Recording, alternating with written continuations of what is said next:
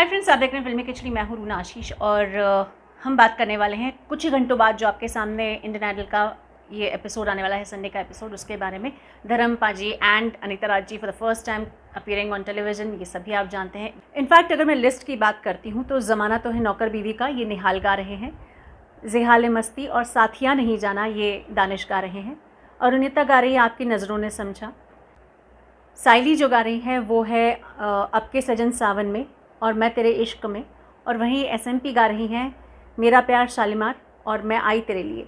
अब बात करती हूँ पवनदीप की। पवनदीप जो हैं वो जगजीत साहब की गज़ल गा रहे हैं, होठों से छू लो तुम, my favourite ghazal. I am looking forward for it. But जैसे ही मैंने इसका प्रोमो देखा मैं थोड़ी सी चौंक गई, मेरे लिए बहुत शॉकिंग था। बात कुछ यूँ है कि पवनदीप जब ये गज़ल गा रहे थे, पेश कर रहे थे, तो सही जा रहे थे, एकदम परफेक्ट आवाज़ थी। और फिर ना उम्र की सीमा हो ना जन्म का हो बंधन, जब ये अंतरा गा रहे थे तो उसकी दूसरी लाइन उन्होंने पहले गा दी, यानी कि जब प्यार करे कोई तो देखे केवल मन की जगह उन्होंने गाया जब प्यार करे कोई तो। एंड देन ही रियलाइज कि कुछ गड़बड़ हो गया है and then he left the stage. At least promo में ये दिखाया जा रहा है। चलिए फ्रेंड्स, आपको कुछ किस्से बताती हूँ।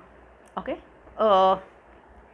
आशा भोसले जी ने बहुत बार बहुत जगह पर बोला है, किशोर कुमार जी सामने थे और उन्होंने गाते गाते पिया पिया पिया मोरा जिया पुकारे, ये वाला गाना गाते गाते किशोर जी की लाइन को ओवरलैप कर लिया। एंड देन शी रियलाइज़ की गड़बड़ हो गई।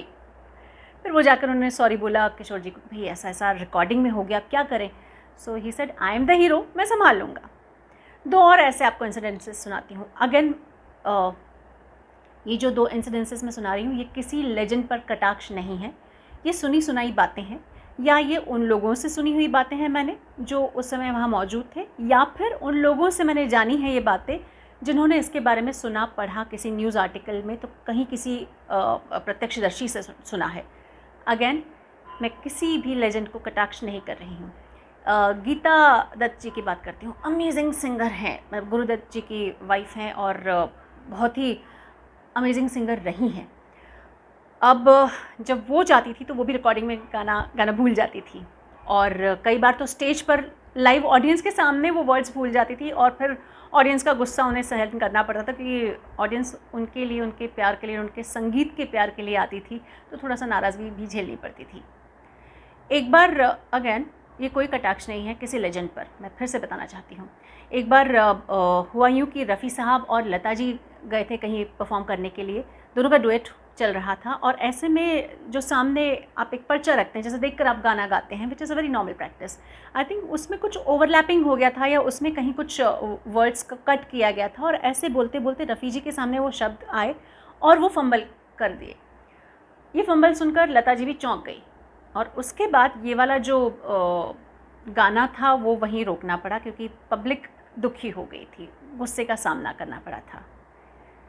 फ्रेंड्स, गीता दत्त, लता जी, आशा जी, मोहम्मद रफ़ी साहब, हवाएं रुकनी नहीं चाहिए, हवाएं बहती रहनी चाहिए, चाहे वो संगीत की हो, चाहे वो आवाज़ की हो, चाहे वो नाम की ही क्यों ना हो।